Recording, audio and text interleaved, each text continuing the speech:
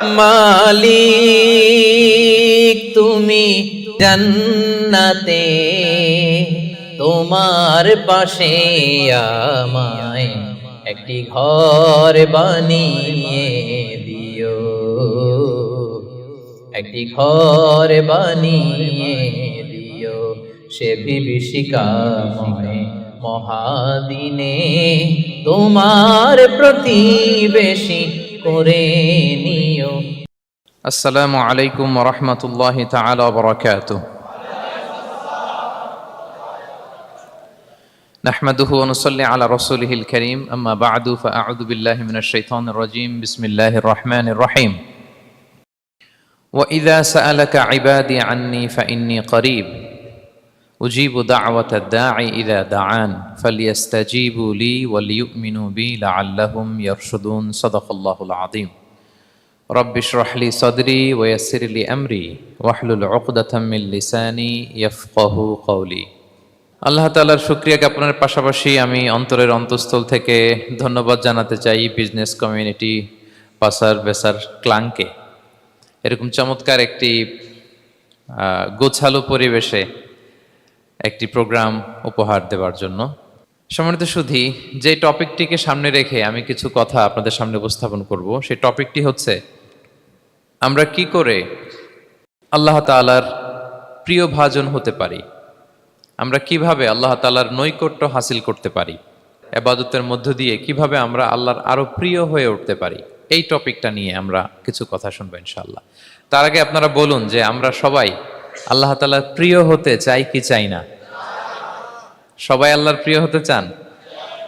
সবাই আল্লাহ তাআলার নৈকট্যপ্রাপ্ত বান্দা হতে চান? আলহামদুলিল্লাহ, আমরা সবাই একমত যে আমরা আল্লাহ তাআলার প্রিয় হতে চাই, আমরা আল্লাহর আরো কাছে যেতে চাই। আমাদের বাংলাদেশে তো ক্লোজ আপ ওয়ান আমাদেরকে কাছে আসার গল্প শোনায়, কি বলেন? বিবাহ বহির্ভূত একটা ছেলে মেয়ে কিভাবে একে অপরের কাছে আসতে পারে, এই হারাম রিলেশনের গল্প শোনায়। কিন্তু কোরআন আমাদেরকে কি করে আমরা আল্লাহর কাছে যেতে পারবো ওই গল্প শোনাবে। আলহামদুলিল্লাহ পড়েন। তো আমরা সবাই একমত হলাম যে আমরা আল্লাহর কাছে যেতে চাই, কিন্তু কাছে যাব কি করে? তাকে তো আমরা দেখি না। আল্লাহকে দেখা যায়? দেখেছেন কেউ কখনো? আওয়াজ করে বলেন, আল্লাহকে দেখেছেন কেউ? তো যাকে দেখি না তাকে কাছে যাব কি করে? একজনকে চিনি, চিনলেই না তার কাছে যাওয়া যায়, কি বলেন? আল্লাহকে দেখা যায় না। আল্লাহ বলেন লা তুদরিকুহুল আবসারু ওয়া হুয়া ইউদরিকুল আবসারা ওয়া হুয়াল লতীফুল খবীর।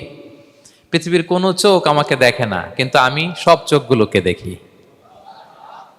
তিনি দৃষ্টির আয়ত্তে নন, দৃষ্টি তার আয়ত্তে। তিনি দৃষ্টির আয়ত্তে নন, বরং দৃষ্টিগুলো তার আয়ত্তে। তাকে দেখা যায় না, কিন্তু আল্লাহ তাআলাকে দেখা না গেলেও তাকে অনুভব করা যায় কি যায় না? আল্লাহ তাআলা বলেন তোমার অনুভূতি দিয়ে তুমি বুঝবে যে আমি তোমার বড্ড কাছে। যে আয়াত দিয়ে আমি শুরু করেছি, আল্লাহ তাআলা বলছেন ওয়া ইযা সাআলাকা ইবাদি আন্নী ফাইন্নী করিব। নবী হে, আপনার উম্মতেরা যখন, আমার বান্দারা যখন আমার ব্যাপারে জিজ্ঞেস করে, আপনি বলুন ফাইন্নী করিব, আমি খুব কাছে। আল্লাহ কি দূরে না কাছে? সবাই বলুন, দূরে না কাছে? আল্লাহ বললেন আমার বান্দারা যখন জিজ্ঞেস করে আমার ব্যাপারে, আপনি বলুন আমি ফাইন্নী করিব, আমি কাছে। উজিবু দাওয়াতাদ দাঈ ইযা দাআন, কেউ যখন আমার কাছে দোয়া করে চায়, আমি তার ডাকে সাড়া দেই। তাহলে এই আয়াত থেকে বুঝলাম আল্লাহ তাআলা কাছে। এখানে তো আল্লাহ কেবল কাছে বলেছেন, আরেকটা আয়াতে আল্লাহ বলেছেন আমি সবচাইতে কাছে, আমার চাইতে কাছে তোমার কেউ হতে পারে না। ওয়া নাহনু আকরাবু ইলাইহি মিন হাবিলিল ওয়ারিদ। আমাদের এখানে গ্রীবাস্থ একটা ধমনী আছে, এই ধমনীটা কেটে দিলে মানুষ মরে যায়। আল্লাহ বলে তোমার এই ধমনীর সাহারক তোমার যত কাছে, আমি আল্লাহ তোমার তার চাইতেও বেশি কাছে। হাবলুল ওয়ারিদের তাফসিরে বেশিরভাগ এসেছে এখানকার সাহারক। কেউ কেউ বলেছেন হাবলুল ওয়ারিদ মানে আমাদের স্পাইনাল কর্ড, মানে আমাদের শির দ্বারা। এটার চেয়ে কাছে আর আমাদের কিছু হতে পারে না। আল্লাহ বলে তোমার শির দ্বারা তোমার যত কাছে, আমি আল্লাহ তোমার তার চাইতেও বেশি কাছে। তাহলে বুঝতে পারলাম যদিও আল্লাহ তাআলাকে দেখা যায় না, কিন্তু তাকে অনুভব করা যায়। আর তিনি বলেছেন তিনি কাছে, ডাকলেই তিনি ডাকে সাড়া দেন, আমরা চাইলেই তার কাছে যেতে পারি। তো আমরা কিভাবে আল্লাহর কাছে যাব, নৈকট্যপ্রাপ্ত বান্দা হব, এটা নিয়ে আমরা কিছু আলোকপাত করবো ইনশাআল্লাহ। আল্লাহ তাআলা পবিত্র কালামুল্লাহ মাজিদে আমাদেরকে জানিয়ে দিয়েছেন কিভাবে আমরা তার আরো কাছে যেতে পারি। এই ফর্মুলাটা কি? এই ইনস্ট্রাকশনটা, এই গাইডেন্সটা আল্লাহ তাআলা আমাদেরকে জানিয়ে দিয়েছেন। তিনি বলেছেন, কোরআনে আল্লাহ তাআলা বলেছেন, ওয়াসজুদ ওয়াকতারিব, যদি তোমরা আমার কাছে আসতে চাও তাহলে তোমরা সিজদায় লুটিয়ে পড়ো। তাহলে ফর্মুলা পেয়ে গেছি না?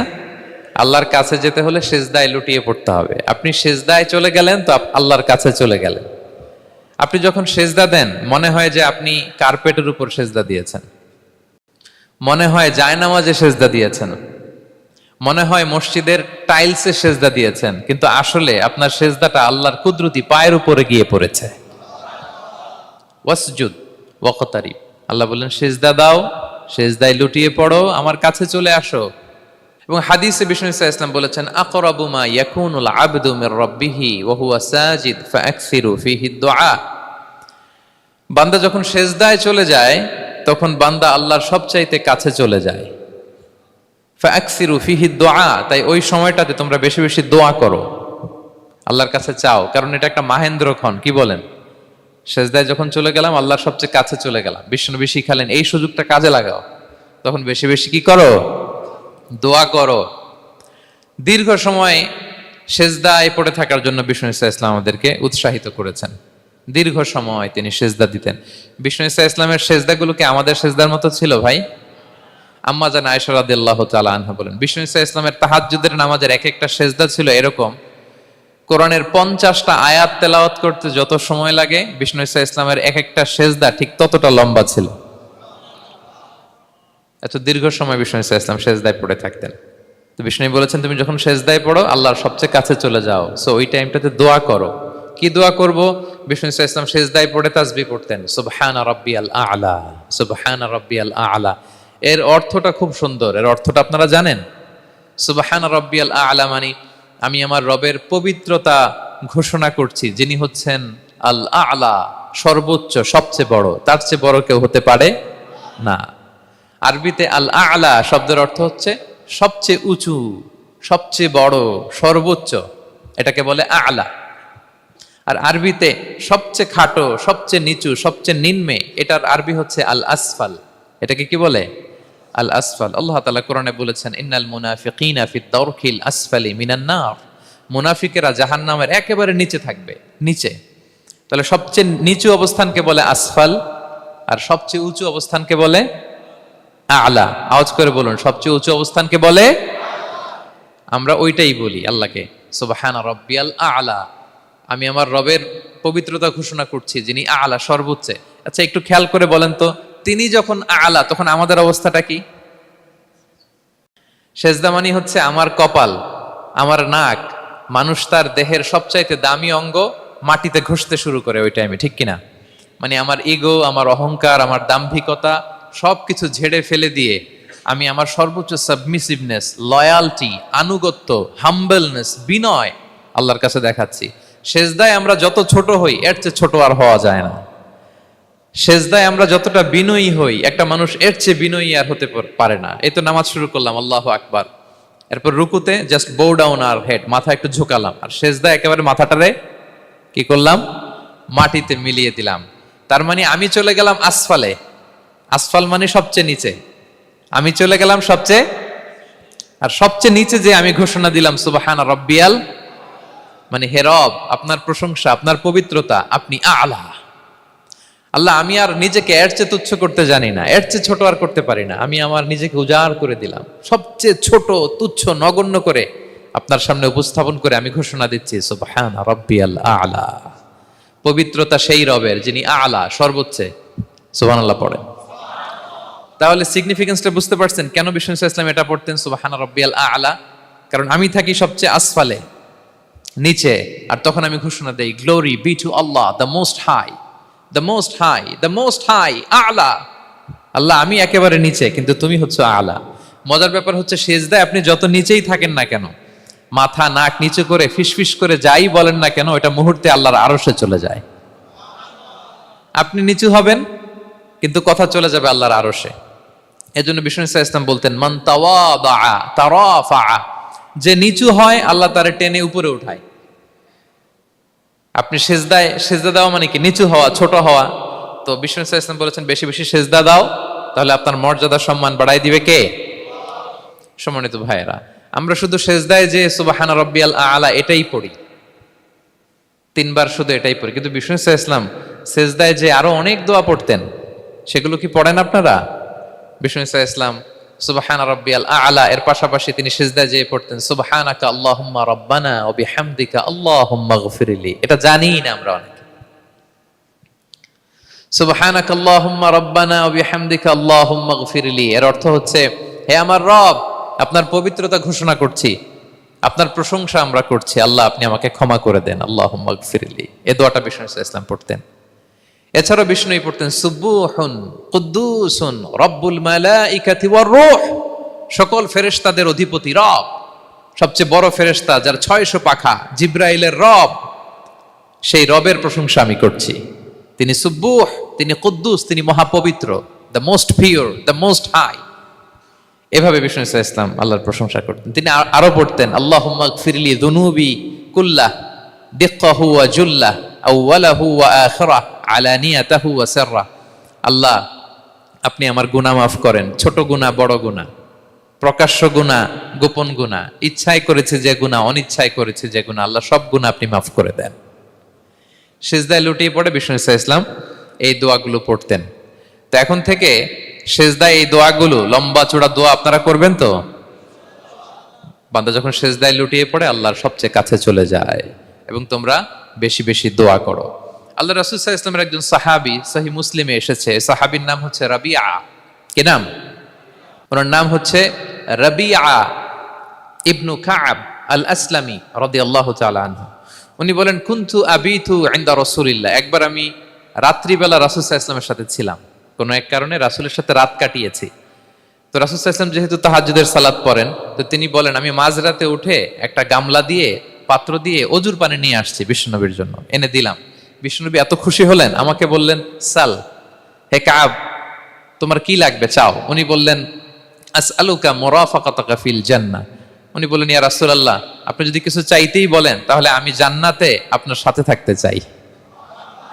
দেখেন কিভাবে ওনারা সুযোগ কাজে লাগাতেন। অজুর পানি নিয়ে আসছে, বিষ্ণুবী খুশি হয়ে গেলেন, বলেন তুমি কি চাও? বলে আসআলুকা মুরাফাকাতাকা ফিল জান্নাহ, বড়টাই চাইছে, ছোটখাটো জিনিস চাই নাই। যে নবী হে আমি জান্নাতে আপনার সাথী হতে চাই। বিষ্ণু বললেন আওয়া গায়রা যালিক, আর কিছু চাও, অন্য কিছু লাগবে? বলতেছে না, উরিদু যাক, শুধু এইটাই চাই। তখন বিষ্ণু সাল্লাল্লাহু আলাইহি ওয়াসাল্লাম বললেন আইন্নি আলা নাফসিকা বিকাসরাতি সুজুদ, এই মর্তবা যদি তুমি চাও তাহলে বেশি বেশি সেজদায় লুটিয়ে থাকো। আলাইকা বিকাসরাতি সুজুদ, বেশি বেশি সেজদা দিও। যদি সেজদায় পড়ে থাকতে পারো তাহলে জান্নাতে আমার সাথী হতে পারবা। আল্লাহু আকবার। তাহলে সম্মানিত ভাইয়েরা, সেজদা দেওয়ার মধ্য দিয়ে আমরা আল্লাহর কাছে যেতে পারি। ক্লোজ আপ ওয়ান তো আমাদেরকে হারাম কাছে আসার গল্প শোনায়, কোরআন আমাদেরকে আল্লাহ তাআলার কাছে কি করে আমরা যেতে পারি এই গল্প শোনাচ্ছে। কোরআন বলে ওয়াসজুদ ওয়াকতারিব, সেজদায় লুটিয়ে পড়ো, আমি আল্লাহর কাছে আসো। তাহলে বেশি বেশি সেজদা দেওয়ার মধ্য দিয়ে আমরা আল্লাহ তাআলার প্রিয় ভাজন হতে পারি, আমরা তার কাছে যেতে পারি। এবং কিয়ামতের দিন আল্লাহ তাআলা আমাদের সবাইকে সেজদা দিতে বলবেন। সেদিন অযুত লক্ষ নিযুত কোটি কোটি মানুষ, তাদের সামনে আল্লাহ বলবেন আমাকে সেজদা দিয়ে দেখাও। আমরা দুনিয়াতে যারা আল্লাহকে প্রাণ ভরে সেজদা দিয়েছি, আমরা সেদিন আল্লাহু আকবার বলে সেজদায় লুটিয়ে পড়বো। কিন্তু যারা সেজদা দেয় নাই, অথবা যারা লোক দেখানো সেজদা দিয়েছে, তারা সেজদা তো দূরের কথা, ওদের পিঠটাই বাঁকা করতে পারবে না। আল্লাহ বলেন ইয়াউমা ইউকশাফু আন সাকিন ওয়া ইউদআউনা ইলা সুজুদি ফালা ইস্তাতিউন, সেদিন আল্লাহ তাআলা তার পায়ের গোছা উন্মুক্ত করবেন। অনেকে বলে হুজুর আল্লাহরও পা আছে? আছে, আল্লাহ তাআলারও পা আছে, কিন্তু এই পাটা কেমন এটা আমরা জানি না, আমাদের পায়ের মতন না। লাইসা কামিসলিহি শাই, কোনো কিছু তার মতো নয়। তো তিনি কার মতো? উত্তর হচ্ছে তিনি তার মতো। সুবহানাল্লাহ পড়বেন না? লাইসা কামিসলিহি শাই, তার মতো কিছু নাই। তো তিনি কার মতো? তিনি তার মতো। ওয়ালাম ইয়াকুল্লাহু কুফুয়ান আহাদ, তার মতো, তার সমকক্ষ কোনো কিছু নাই, তিনি তার মতো। সেদিন আল্লাহ তাআলা তার পবিত্র পায়ের গোছা, পায়ের নলা উন্মুক্ত করবেন এবং আদেশ করবেন সেজদা দাও। আমরা সবাই আল্লাহু আকবার বলে সেজদায় লুটিয়ে পড়ব। কিন্তু যারা দুনিয়ায় সেজদা দেয় নাই, লোক দেখানো সেজদা দিয়েছে, ফালা ইয়াস্তাতিউন, আল্লাহ তাআলা তাদের পিঠটা লোহার মতো, রডের মতো শক্ত করে দিবেন। সেজদা দেওয়া তো দূর কি বাত, ওরা পিঠটাই বাঁকা করতে পারবে না। আমরা দুনিয়াতে যেমনি আল্লাহ তাআলাকে সেজদা দিয়েছি, সেদিনও যেন আল্লাহ তাআলাকে এভাবে সেজদা দিতে পারি। আল্লাহ তুমি তৌফিক দাও। আল্লাহুম্মা জাআলনা মিনহুম। আওয়াজ করে পড়ুন আমিন। তাহলে সম্মানিত সুধী, আমরা যদি আল্লাহর প্রিয় হতে চাই, তার নৈকট্যপ্রাপ্ত বান্দা হতে চাই, প্রথম ফর্মুলা কি বলেন আপনারা? সাজদা। আওয়াজ করে বলুন, প্রথম ফর্মুলা কি? বেশি বেশি আল্লাহর সেজদা দিতে হবে, সেজদায় দীর্ঘক্ষণ পড়ে থাকতে হবে এবং সেজদায় দোয়াগুলো করতে হবে, মনের আকুতি মিনতি জ্বালা যন্ত্রণা এগুলো আল্লাহর কাছে উপস্থাপন করতে হবে। পারা যাবে তো ইনশাআল্লাহ? এই তো গেল কোরআনিক ফর্মুলা। কোরআন আমাদেরকে জানিয়েছে যদি আল্লাহর কাছে যেতে চাও সেজদা দাও। এবার আমরা একটু হাদিসের দিকে চোখ বুলাই যে হাদিস কি বলে। হাদিসে কুদসিতে এসেছে, আল্লাহ রাব্বুল ইজ্জা ওয়াল জালাল বলেন, ওমা ইয়াজালু আবদি ইয়াতাকাররাবু ইলাইয়া বিন-নওয়াফিল। আমার বান্দা যদি আমার কাছে আসতে চায় তাহলে সে যেন বেশি বেশি নফল ইবাদত করে। নফল ইবাদতের মধ্য দিয়ে সে আমার কাছে আসতে থাকে। যত বেশি নফল ইবাদত করবে আমার কাছে আসবে। হাত্তা উহিব্বাহু, এক পর্যায়ে এমন হবে যে আমি আল্লাহ তাকে ভালোবাসতে শুরু করে দিব। তার মর্তবা এত উপরে উঠে যাবে, কুনতু সামাআহুল্লাযী ইয়াসমাউ বিহা, তখন সে কান দিয়ে যখন শুনবে তার নিজ কানে শোনে না, সে আমি আল্লাহর কানে শোনে। হাত দিয়ে কিছু ধরলে সে আল্লাহর হাতে ধরে, চোখ দিয়ে দৃষ্টি করলে সে নিজ চোখে দেখে না, সে আল্লাহর চোখে দেখে। পড়েন সুবহানাল্লাহ। তাহলে কোরআন বলল সেজদা আর হাদিস বলল নফল ইবাদত। যে যত বেশি নফল করে সে আল্লাহর কাছে যায়, যে যত বেশি নফল ইবাদত করে সে আল্লাহর প্রিয় ভাজন হয়ে ওঠে, আল্লাহর নৈকট্যপ্রাপ্ত বান্দা হয়ে ওঠে। এবং হাদিসে এসছে, বিষ্ণু ইসা ইসলাম বলেন, আমাদের ফরজ নামাজে যদি কারো ঘাটতি হয়, আমাদের অনেকের এমন হবে যে ফরজ নামাজ পড়ে নাই অলসতা করে, তখন আল্লাহ ফেরেশতাদেরকে বলবেন কি অবস্থা আমার বান্দার? বলবে আল্লাহ অনেক ফরজ নামাজের তো ঘাটতি দেখা যাচ্ছে। তখন আল্লাহ বলবে উনদুরু হাল্লি আবদি মিন তাতাওয়ু, ফরজে যদি ঘাটতি থাকে দেখো তো আমার বান্দার কিছু নফল নামাজ আছে কিনা। ফেরেশতারা এবার খুঁজে দেখবে, হ্যাঁ এই বান্দার অনেক নফল নামাজ আছে। তখন আল্লাহ বলবে ঠিক আছে, এই নফলগুলোরে ফরজের ভেতরে ঢুকায়া মেকআপ করে দাও। তাহলে বলেন নফল ইবাদতের দরকার আছে না নাই? কিয়ামতের দিন ফরজ নামাজে ঘাটতি থাকলে নফল নামাজগুলো সেখানে সাবস্টিটিউট করে আল্লাহ তাআলা আমাদেরকে বাঁচাবেন। এজন্য আমরা যেন নফল করি। ফরজ তো করতেই হবে, এটা তো কম্পালসারি, অব্লিগেটরি, আল্লাহর মাইট থেকে বাঁচার জন্য করতেই হবে। কিন্তু আল্লাহর প্রিয় হইতে হইলে নফল ইবাদত করতে হবে। ওটাকে বলে অপশনাল, ওটা হচ্ছে ওভারটাইম। আপনারা ভালো বুঝবেন, এটার কি বলে? ওভারটাইম। ওভারটাইমের বেতন কিন্তু মূল বেতনেরও বেশি, বেসিকের চেয়ে বেশি। বেসিকে যদি পার আওয়ার 20 রিঙ্গিট হয়, তো ওভারটাইমে পার আওয়ার কত? 30 রিঙ্গিট, 40 রিঙ্গিট, ঠিক কিনা? তো এই জন্য নফলগুলোকে যেন আমরা ছোট মনে না করি প্রিয় ভাইরা। তাহলে আমরা ফর্মুলা পেয়ে গেলাম, আল্লাহ তাআলার প্রিয় হতে চাইলে দুটি কাজ, কোরআন বলে সেজদায় লুটিয়ে পড়ো, আর হাদিস বলে বেশি বেশি নফল ইবাদত করো। আমরা কি করতে পারি, কি কি নফল ইবাদত করে আল্লাহ তাআলার প্রিয় হতে পারি, আমি দুই একটি আপনাদের সাথে শেয়ার করবো ইনশাআল্লাহ। এক নাম্বার যে নফল ইবাদতটি করে আমরা আল্লাহ তাআলার প্রিয় হতে পারি সেটা হচ্ছে তিলাওয়াতুল কোরআন, আল্লাহর কোরআনের তেলাওয়াত। এটা আল্লাহর বাণী। কোরআন তেলাওয়াত মানে আল্লাহর সাথে কথা বলা। ইনদামা তাতলুল কোরআন কাআন্নামা আনতা তুনাজি মা রাব্বিক, যখন আপনি কোরআন তেলাওয়াত করেন কাইন্ড অফ আপনি আল্লাহর সাথে মুনাজাত করেন, মানে একান্ত আলাপন করেন, আলাপচারিতা করেন। বিষ্ণু ইসলাম বলেছেন আফদলুল ইবাদাতি কিরাআতুল কোরআন, নফল ইবাদতের যত লিস্ট আছে এর মধ্যে সবচেয়ে শ্রেষ্ঠ হচ্ছে আল্লাহর কোরআন তেলাওয়াত করা। আপনারা প্রতিদিন কোরআন তেলাওয়াত করেন তো? করেন? আমাদের বাংলাদেশে একটা ট্র্যাডিশন হচ্ছে, মানে শুদ্ধভাবে পড়ার ধারধারি নেই, তাড়াহুড়ো করে কোরআন খতম দিতে চায়, খতম তুলতে চায়। 5 খতম, 7 খতম, 10 খতম। খতম তুলতে যায় কোরআন রে খতম করে ফেলে। খতম তুলতে যায় কোরআন রে কি করে ফেলে? খতম করে ফেলে। না, এইভাবে করা যাবে না, ধীরস্থির ভাবে পড়বেন। আনাস রাদিয়াল্লাহু তাআলা আনহু বলতেন, রুব্বা কারি লিল কোরআন ওয়াল কোরআনু ইয়ালআনহু, কোরআনের অনেক তেলাওয়াতকারী আছে যারা সওয়াবের পরিবর্তে কোরআনের লানত পায়, কোরআন এদেরকে লানত করে। এর কারণ তাড়াহুড়ো করে পড়ে, এর কারণ ধীরস্থির ভাবে পড়ে না। আল্লাহ তাআলা বলছেন ওয়ারাত্তিলিল কোরআনা তারতিলা, তোমরা তারতিলের সাথে কোরআন পড়ো, ধীরস্থির ভাবে, বিশুদ্ধ ভাবে, তাহসিনের সাথে, তাজবিদের সাথে পড়ো। তারতিল মানে কি? আনাস রাদিয়াল্লাহু তাআলা আনহু বলেন বিষ্ণু সাল্লাল্লাহু আলাইহি ওয়াসাল্লামের কিরাআতের ব্যাপারে যে রাসূলুল্লাহ সাল্লাল্লাহু আলাইহি ওয়াসাল্লাম ইয়ামুদ্দু বিহা সাওতাহু মাদ্দান, তিনি যখন কিরাত পড়তেন টেনে টেনে পড়তেন, তাড়াহুড়ো করে পড়তেন না। কিভাবে পড়তেন? টেনে টেনে পড়তেন। আম্মা জান উম্মে সালামা রাদিয়াল্লাহু তাআলা আনহু বলেন, কানা ইউকাত্তিউ কিরাআতাহু আয়াতান আয়াতান, প্রতি আয়াত পড়ে থামতেন, তাড়াহুড়ো করতেন না। তাহলে বিশ্বনবী টেনে টেনে কোরআন পড়তেন, প্রতি আয়াত শেষে থামতেন, ধীরস্থির ভাবে। তাড়াহুড়ো করা যাবে, প্রতিটা আয়াত শেষে থামতে হবে।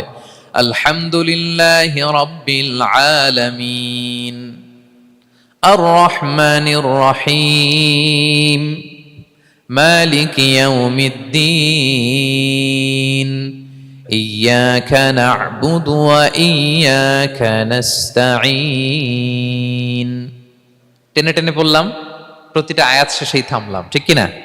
ঠিক এভাবে বিষ্ণু ইসা ইসলাম তেলাওয়াত করতেন। এবং তিনি বলতেন, জাইয়িনুল কুরআন বিআসওয়াতিকুম, তোমরা সুন্দর কণ্ঠে, সুললিত কণ্ঠে সুর করে কোরআন পড়ো, সুন্দর করে পড়ো। অনেকে বলে, হুজুর আমার গলায় তো কোনো সুর নাই, আমি কি করব? প্রত্যেকের গলায় কিছু না কিছু সুর আছে।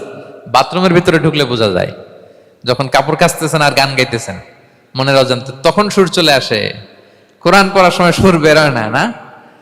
যার যেরকম সুর ওইটাই আপনি সুন্দর করে পড়বেন। আরব শায়েখরা যেই কণ্ঠে কোরআন পড়তেন, ওই কণ্ঠে আপনি সুর করে তেলাওয়াত করবেন। এবং সহিহ বুখারীর বর্ণনা বিষ্ণু ইসলাম বলেছেন, লাইসা মিন্না মান লাম ইয়াতাগান্না বিল কোরআন, যে কোরআনকে গুনগুনিয়ে সুর করে পড়ে না সে আমার উম্মত নয়। এবার বলেন, কোরআনকে সুর করে ধীরস্থির ভাবে টেনে টেনে থেমে থেমে পড়ার দরকার আছে না নাই? এভাবে পড়বেন তো সবাই? তারতিলের সাথে কোরআন পড়তে হবে। বাসায়, গাড়িতে কোরআনের তেলাওয়াত ছেড়ে দিয়ে রাখবেন। ওয়া ইযা কুরিআল কুরআনু ফাসতামিউ লাহু ওয়া আনসিতু লাআল্লাকুম তুরহামুন, যখন কোরআনের তেলাওয়াত হয় চুপ থাকো, মনোযোগ দিয়ে শোনো, আল্লাহর রহমতের বারিধারা তোমার উপর নাজিল হতে থাকবে। বাসায় কোরআন ছেড়ে দিয়ে রাখবেন। বাসায় কি ছেড়ে দিয়ে রাখেন বলেন? হিন্দি গান, বাংলা গান, কি ছেড়ে দিয়ে রাখেন? লাউড স্পিকারে কোরআন ছেড়ে দিয়ে রাখবেন। গাড়ি চালাচ্ছেন, কোরআন ছেড়ে দিয়ে রাখবেন, রহমতের বারিধারা নাজিল হবে। আর তেলাওয়াত করার সময় তারতিলের সাথে, নাকি খতম উঠাইতে যায় কোরআনের খতম করে দিবেন? হ্যাঁ, না, ধীরস্থির ভাবে পড়তে হবে। তাড়াহুড়ো করে পড়লে আমরা শুনলাম আজকে কোরআন লানত দেয়। কি দেয় ভাই? এমনটা যেন না হয়।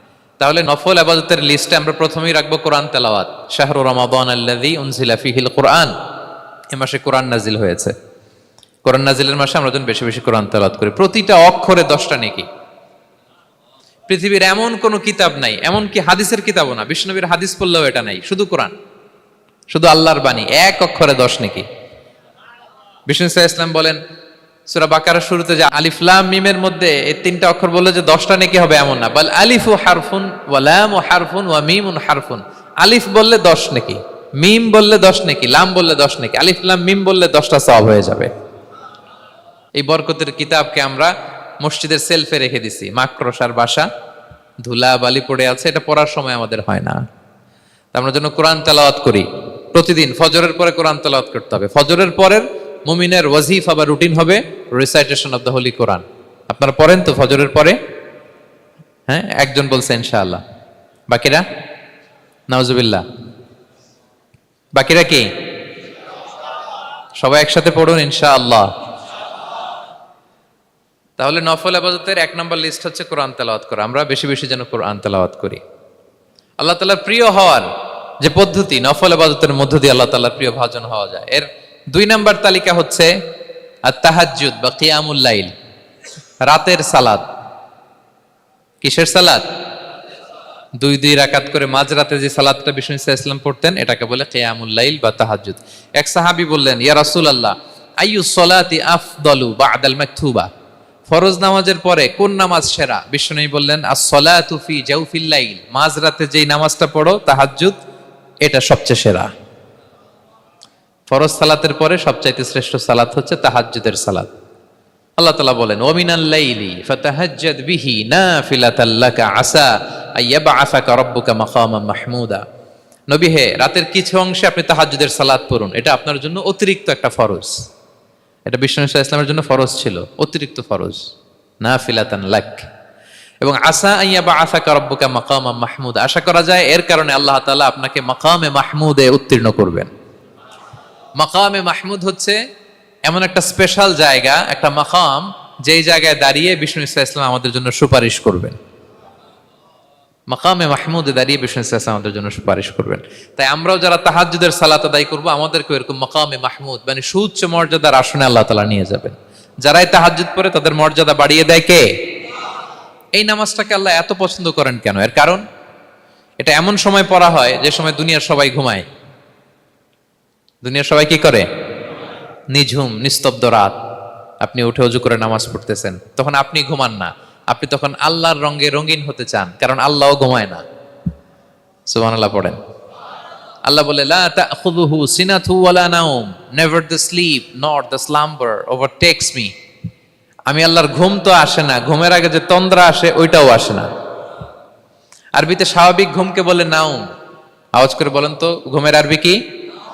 নাওম।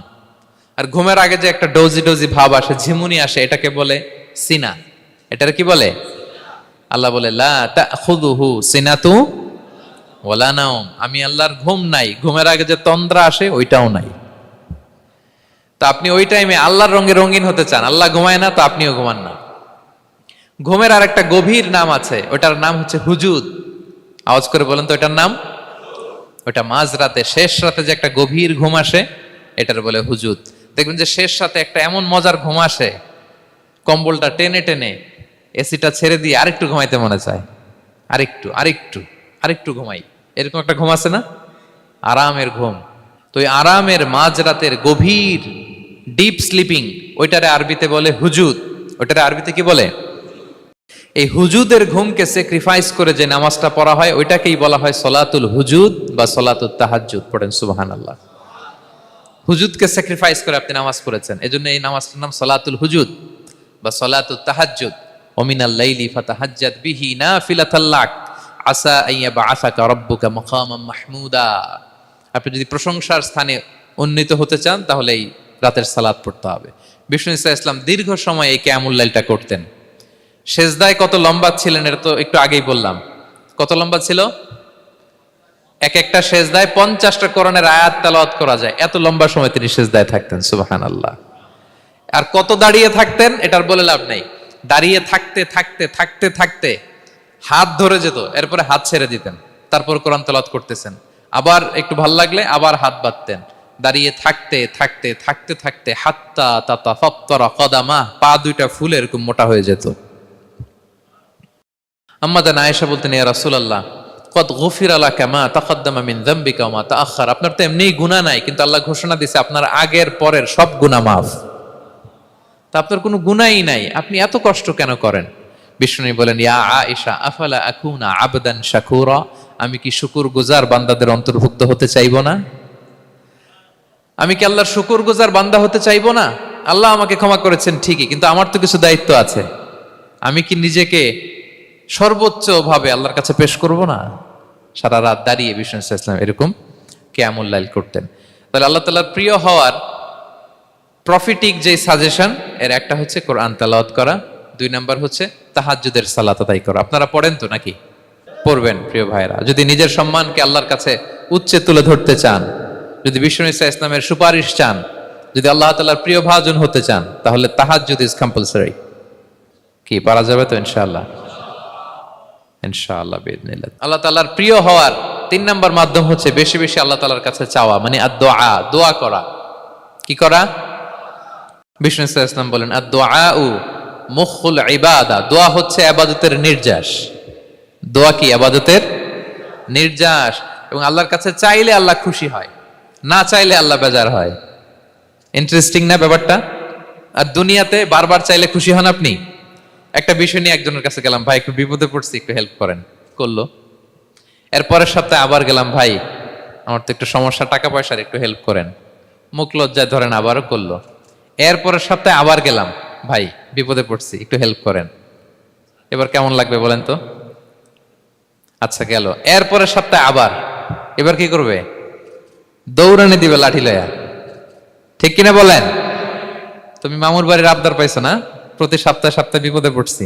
তার মানে এই দুনিয়ার হাইসিয়াত হচ্ছে বারবার কারো কাছে কোনো ইস্যু নিয়ে যাওয়া যায় না, বারবার কোনো ব্যাপার নিয়ে কারো কাছে চাওয়া যায় না। চাইলে সে রাগ করে, অখুশি হয়, কিন্তু আল্লাহর কাছে এটা বিপরীত। বিষ্ণু বলেন, ইন্নাহু মান লাম ইয়াসআলিল্লাহা ইয়াগদাব আলাই, যে আল্লাহর কাছে বারবার বারবার চায় না, আল্লাহ তার উপর রাগান্বিত হয়ে যায়। আর বারবার বারবার বারবার তার কাছে চাইলে আল্লাহ তাআলা তার প্রতি খুশি হয়ে যায়। এজন্য আল্লাহ তাআলার কাছে চাইতে হবে প্রিয় ভাইয়েরা, চাইতে হবে, বিনয়ের সাথে চাইতে হবে, চোখের পানি ছেড়ে চাইতে হবে, একাগ্র চিত্তে চাইতে হবে, চাওয়ার মতো চাইতে হবে। চাওয়ার মতো চাইলে আল্লাহ দেয়। যারা চাইতে পারে আল্লাহর কাছে, তারা আল্লাহর কাছ থেকে নিয়ে ছাড়ে। দেখবেন যেই বাচ্চা কাঁদে বেশি, ওই বাচ্চাকে মা দুধ খাওয়ায় বেশি, ঠিক কিনা? আর যেটা কাঁদে টাদে না, ওইটা টেক কেয়ারও কম। যেই ফ্যামিলিতে অনেক বাচ্চা কাচ্চা, দেখবেন যেটা কাঁদে বেশি, ওইটা টেক কেয়ারও বেশি। তো আপনি যত চাইবেন আল্লাহ তাআলা তত খুশি হয় আপনার প্রতি। কিভাবে চাবো? একাগ্র চিত্তে চাইতে হবে। আমরা অনেক সময় দোয়াও করি, আবার আরেক দিকে তাকায় আছি। এই যে দোয়া করতেছি, দেখেন, আল্লাহুম্মা আমিন, রব্বানা আতিনা ফিদ দুনিয়া হাসানা ওয়া ফিল আখিরাতি হাসানা। দোয়াও করতেছে, ইন্টেরিয়র ডিজাইনও দেখতেছে। এটা দোয়া হইছে? কথা বলেন না কেন, দোয়া হইছে? আবার দোয়াও করতেছে, দোকানের হিসাবও মিলাইতেছে, রব্বানা আতিনা ফিদ দুনিয়া। দোয়াও চলতেছে আর দোকানের হিসাব কিতাব যা আছে, এরকম দোয়াও আছে না নাই? এটার একটা আমি নাম দিছি, এটারে আমি বলি রোবোটিক দোয়া। মানে রোবট, আপনি একটা সিস্টেম অন করে দিবেন, ওটা করতেছে, এটার কোনো প্রাণ নাই, ওটার মধ্যে কোনো অনুভূতি নাই, কোনো রিয়েলাইজেশন নাই। এই অনুভূতিহীন দোয়া আল্লাহ কবুল করেন না, আল্লাহ কবুল করেন না। আপনার দোয়ায় প্রাণ থাকতে হবে, এখানে আপনার ধ্যান থাকতে হবে, মন থাকতে হবে, আপনার আকুতি থাকতে হবে, চাওয়ার মতো আল্লাহর কাছে চাইতে হবে। কিভাবে চাবেন? বিনয়ের সাথে চাবেন, আর ইয়াকিন রাখবেন আমার দোয়া আল্লাহ কবুল করবেই। উদুল্লাহ ওয়া আনতুম মুকিনুনা বিল ইজাবা, এমন ভাবে আল্লাহর কাছে চাও যে তুমি নিশ্চিত আমার দোয়া আল্লাহ কবুল করবেনই। আপনি নিশ্চিত হইলে আপনার দোয়া কবুল হয়ে যাবে। নিজেকে ছোট করে চাইবেন। ফাসআলুল্লাহ বিবুতুনি আকুফিকুম, বিষ্ণু বলেন তোমাদের হাতের তালুগুলো উপরের দিকে, ভিক্ষুকরা যেমনি চায়, স্যার 2 দিন ধরে কিছু খাই নাই স্যার, 2টা টাকা দেন, এই যে এইভাবে যে চায় হাত পাতে, এরকম হাতের তালুগুলো উপরের দিকে করে ভিক্ষুকের মতো আল্লাহর কাছে চাও। হাত তুলে চাও, হাত না তুলেও দোয়া করা যায়, হাত তুলেও করা যায়, কিন্তু বিষ্ণু বলেন হাত তুলে চাও। কারণ ইন্নাল্লাহা হাইয়ুন কারীম, আল্লাহ বড় লাজুক এবং লজ্জাশীল। বান্দা যখন হাত তুলে ভিক্ষুকের মতো কিছু চায়, ওই হাত খালি হাতে ফিরিয়ে দিতে আল্লাহ লজ্জা লাগে, খালি হাতে ফিরিয়ে দিতে আল্লাহ লজ্জা পান। হাত তুলে চাইবেন। দোয়াতে আল্লাহর নামগুলো ধরে ধরে ডাকুন, ইয়া আল্লাহ, ইয়া রহমান, ইয়া রহিম, ইয়া হাইয়ু, ইয়া কাইয়ুম বিরহমাতিকা আস্তাগীথ। আল্লাহর নাম ধরে ধরে চান, ওই দোয়া আল্লাহ কবুল করবেন। বিশ্বনবীর উপর দুরূদ পড়েন, যে বিশ্বনবীর উপর দুরূদ পড়ে না, ওই দোয়া আল্লাহর কাছে কবুল হয় না, এটা আকাশে পেন্ডিং থাকে। কুল্লু দুআ মুআল্লাক মাহজুব বাইনাস সামাই ওয়াল আরদি মা লাম ইউসাল্লা আলাইয়া। বিষ্ণু বলেন সব দোয়া আকাশে পেন্ডিং থাকে যতক্ষণ আমার উপর দুরূদ পড়া না হয়। মোবাইলে দেখবেন ব্যালেন্স না থাকলে, মেসেজ পাঠালে কি হয়ে থাকে, ওইটা পেন্ডিং, আবার টপ আপ করলেই সেন্ট। তা আপনি যে বলেন হুজুর আমার দোয়া কবুল হয় না, কেন হয় না বুঝছেন এবার? হ্যাঁ, নবীর উপর দুরূদ পড়েন নাই তো। আল্লাহুম্মা সাল্লি ওয়া সাল্লিম ওয়া বারিক আলাইহি, শুরু করবেন বিশ্ব নবীর উপর দুরূদ দিয়ে, মাঝেও পড়বেন, শেষেও পড়বেন, আগেও পড়বেন, পরেও পড়বেন। আপনার দোয়া কবুল করবে কে? একাগ্র চিত্তে চাইতে হবে আল্লাহ তাআলার কাছে। ইফতারির আগে দোয়া কবুল হয়, দোয়া করবেন। বৃষ্টি যখন পড়ে দোয়া কবুল হয়, দোয়া করবেন। আর দুআউ মুস্তাজাবা বাইনাল আযানি ওয়াল ইকামা, আযান ইকামতের মাঝখানে দোয়া করলে দোয়া কবুল হয়। আম্মা আব্বা দোয়া করলে দোয়া কবুল হয়। হজ থেকে যে রিসেন্ট ফিরে আসছে তার কাছে যে দোয়া চাবেন, দোয়া করলে দোয়া কবুল হয়। খতমুল কোরআনের পরে দোয়া করলে ওই দোয়া কবুল হয়। মাজলুম দোয়া করলে ওই দোয়া আল্লাহ ফেরায় না। আমরা যেন বেশি বেশি দোয়া করি। সেজদা দিব, কোরআন বলল আর হাদিস বলল, তেলাওয়াত করতে হবে আল্লাহর কাছে যেতে চাইলে, তাহাজ্জুদ পড়তে হবে আল্লাহর প্রিয় হতে চাইলে, বেশি বেশি দোয়া করতে হবে আল্লাহর নৈকট্যপ্রাপ্ত বান্দা হতে চাইলে। আর কি করব? বেশি বেশি জিকির করতে হবে আল্লাহর। সুবহানাল্লাহ, আলহামদুলিল্লাহ, লা ইলাহা ইল্লাল্লাহ, আল্লাহু আকবার, এগুলো পড়বেন। আস্তাগফিরুল্লাহ বেশি বেশি পড়বেন। নামাজ শেষে 33 বার সুবহানাল্লাহ, 33 বার আলহামদুলিল্লাহ, 33 বার আল্লাহু আকবার। এরপর 3 33 এর 99 100তম মিলাবেন এইভাবে, লা ইলাহা ইল্লাল্লাহু ওয়াহদাহু লা শারীকা লাহু লাহুল মুলকু ওয়া লাহুল হামদু ওয়া হুয়া আলা কুল্লি শাইইন কাদির। পড়েন, আপনারা পড়েন, সবাই পড়েন। বিষ্ণু বলেন নামাজের পরে যদি 33 বার সুবহানাল্লাহ, 33 বার আলহামদুলিল্লাহ, 33 বার আল্লাহু আকবার, এরপরে 100তম বার লা ইলাহা কেউ পড়ে, তার যদি সাগরের ফেনা পরিমাণ গুনাহ থাকে, আল্লাহ তাআলা তার সব গুনাহ মাফ করে দেয়। প্রত্যেক ফরজ সালাতের পরে আয়াতুল কুরসি পড়বেন, পড়েন আপনারা? কোরআনের সবচাইতে দামি আয়াত। বিশ্বনবী বলেন, মান ক্বারা আয়াতাল কুরসি দুবরা কুল্লি সালাতিন মাকতুবাতিন লাম ইয়ামনাহু মিন দুখুলিল জান্নাতি ইল্লাল মাউত। প্রত্যেক ফরজ নামাজের পরে আমার যে বান্দা আয়াতুল কুরসি পড়ে, তার জান্নাতে ঢোকার ক্ষেত্রে আর কোনো বাধা থাকে না, একটা জিনিস ছাড়া, সেটা হচ্ছে মরণ। লোকটা মরে না, তাই জান্নাতে যায় না, মরলেই জান্নাতি। আরো আস্তে সুবহানাল্লাহ পড়বেন আয়াতুল কুরসি। আমরা যেন জিকিরগুলো বেশি বেশি করি। 5 নম্বরে চ্যারিটি, আর সাদাকাতু তারুদ্দুল বালা। সাদাকা আপনার বিপদ মুক্ত করে, আপনার ছেলে মেয়ের নিরাপত্তার জন্য, আপনার জানের নিরাপত্তার জন্য, আপনার ব্যবসার নিরাপত্তার জন্য মুক্ত হস্তে দান করুন। ব্যবসায় বারাকা দিয়ে দিবে কে? সুযোগ হলে গোপনে দান করুন। 7 শ্রেণীর ব্যক্তিকে আল্লাহ তাআলা আরশের নিচে ছায়া দিবেন। এর মধ্যে 1 শ্রেণীর ব্যক্তি হচ্ছে রজুলুন তাসাদ্দাকা বিসাদাকা ফাআখফাহা, যে গোপনে দান করে, হাত্তা লা তা'লামু শিমালুহু মা তুনফিকু ইয়ামিনু, এত গোপনে দান করে যে তার ডান হাত কি দান করেছে, বাঁ হাত সেটা টের পায় না। গোপন দান আল্লাহর রাগ কমায়, গোপন দান আপনাকে বিপদ মুক্ত করে, গোপন দান কিয়ামতের দিন আল্লাহর সুশীতল আরশের নিচে আপনার সিটকে কনফার্ম করে। দান করবেন তো সবাই। মদিনার সবচেয়ে গরিব সাহাবী বেলাল রাদিয়াল্লাহু তাআলা আনহু গায়ের জামাটা নিয়ে শুধু হিজরত করেছেন, উনাকেও বিশ্বনবী বলেন, আনফিক বেলাল, বেলাল দান করো, লা তাখশা মিন যিল আরশি ইখলালা, আল্লাহর ধনভাণ্ডারে কমতি নাই, ঘাটতি নাই, ভয় পাও না, আল্লাহ তোমার বাড়ায় দিবে। কিছুই নাই বেলালের। মুমিনরা সচ্ছল অবস্থায় অসচ্ছল অবস্থায় সব সময় দান করে। সচ্ছল অবস্থায় বেশি দেয়, অসচ্ছল অবস্থায় কম দেয়, কিন্তু দেয় দেয় তারা দান করে। আল্লাহ বলেন, আমার ভান্ডারে কমতি নাই, ঘাটতি নাই। ইয়াবনা আদম আনফিক উনফিক আলাই, এই বনি আদম দাও, দিলে আমি তোমারে দেব। হাত খুলে দাও, আমি তোমারে দেব। লাউ আন্না আউওয়ালাকুম ওয়া আখিরাকুম ওয়া ইনসাকুম ওয়া জিন্নাকুম কামু আলা সাঈদিন ওয়াহিদ, পৃথিবীর সব মানুষগুলো যদি এক মরুভূমির মাঝখানে দাঁড়িয়ে আমি আল্লাহর কাছে চাইতে থাকে, আমি আল্লাহ যদি তাদের যার যা চাওয়া আছে সবও দিয়ে দেই, আমি আল্লাহর ধনভাণ্ডারের 1 ইঞ্চিও কমবে না। তবে হ্যাঁ, কমতে পারে। কতটুকু কমতে পারে? হাদিসে বিষ্ণু ইসলাম বললেন, সুই দিয়ে যদি সাগরের পানি একটু কমানো যায়। কথা বুঝেন? সুই আছে না, সুই, নিডেল, চেনেন তো সুই? সুই দিয়ে ধরেন আপনি সাগরের পানি একটু এরকম করলে সুইয়ের মধ্যে একটু সাগরের পানি লেগে চলে আসবে না? সাগরের পানি থেকে একটু কমলো তো, এতটুকু কমবে।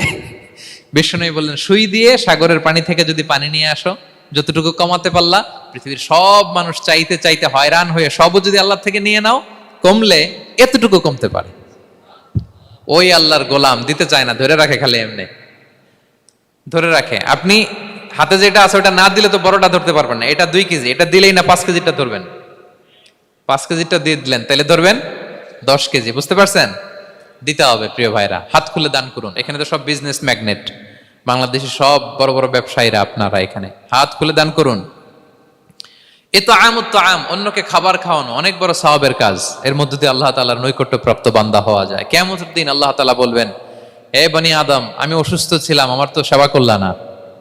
আমি ক্ষুধার্ত ছিলাম, আমি আল্লাহর তো তুমি খাওয়াইলা না। মানুষ বলবে, ইয়া রাব্বাল আলামিন, আপনি তো আরশের মালিক, রাজাধিরাজ, আপনারে কিভাবে সেবা করি, আপনারে কিভাবে খাওয়াবো? আল্লাহ বলেন, ওই যে গরিব, ভুখা, নাঙ্গা, অভুক্ত আমার বান্দা তোমার কাছে খাবার চেয়েছিল, তুমি খাবার দাও নাই। ওই দিন তারে খাবার যদি দিতা, তাহলে আমি আল্লাহকে খাওয়ানো হতো।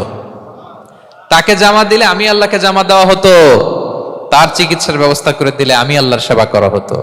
সুবহানাল্লাহ। ইফতার শেয়ারিং অনেক বড় সওয়াবের কাজ, মানুষকে খাওয়ানো অনেক বড় সওয়াবের কাজ। এগুলো যেন আমরা করি। আর যে ইবাদতগুলোর কথা বললাম, যেগুলোতে আল্লাহ তাআলার প্রিয় ভাজন হওয়া যায়, এগুলো আজকে আলোচনা শুই না, আজকে সারা রাত একেবারে ফাটায় ফেলছে ইবাদত করে, কালকে আর খবর নাই, এরকম আছে না? নাই না। আহাব্বুল আ'মালি ইলাল্লাহি আদওয়ামুহা ওয়া ইন কাল্লা, আল্লাহর কাছে সবচাইতে প্রিয় আমল হচ্ছে ওইটা যেটা বান্দা রেগুলার, ডেইলি বেসিসে করে, রেগুলার করে, যদিও পরিমাণে কম, কিন্তু নিয়মিত করে, এটা আল্লাহর কাছে বেশি প্রিয়। তাই যে সমস্ত নফল ইবাদতগুলোর মধ্য দিয়ে আমরা আল্লাহ তাআলার প্রিয় হব, আমরা যেন এগুলো রেগুলার করি, ইনশাআল্লাহ। বলেন সবাই। আমরা যেন বেশি বেশি সেজদায় লুটিয়ে থাকি, আমরা যেন লম্বা সেজদা দেই, সেজদায় যেন আল্লাহর কাছে আমরা চাই, দোয়া করি। আমরা যেন বেশি বেশি আল্লাহর কোরআনকে তেলাওয়াত করি, আমরা যেন তাহাজ্জুদের সালাত পড়ি, আমরা যেন কায়মন বাক্যে চোখের পানি বিসর্জন দিয়ে আল্লাহর কাছে দোয়া করি, আমরা যেন জিকির দিয়ে আমাদের জিহ্বাটাকে আল্লাহর জিকিরে যেন সবসময় সিক্ত রাখি, আমরা যেন হাত খুলে দান করি, আমরা যেন ইফতার শেয়ার করি, আমরা যেন সাদাকা করি। তাহলে আমরা আল্লাহ তাআলার প্রিয় হতে পারবো। কাছে আসার যে গল্প কোরআন শুনিয়েছে, আল্লাহ তাআলার কাছে আমরা আসতে পারবো, তার নৈকট্যপ্রাপ্ত বান্দাদের অন্তর্ভুক্ত আমরা হতে পারবো। আল্লাহ তাআলা আমাদের সবাইকে তার প্রিয় ভাজন বান্দাদের তালিকায় অন্তর্ভুক্ত করে নেক। আমরা সবাই পড়ি আমিন।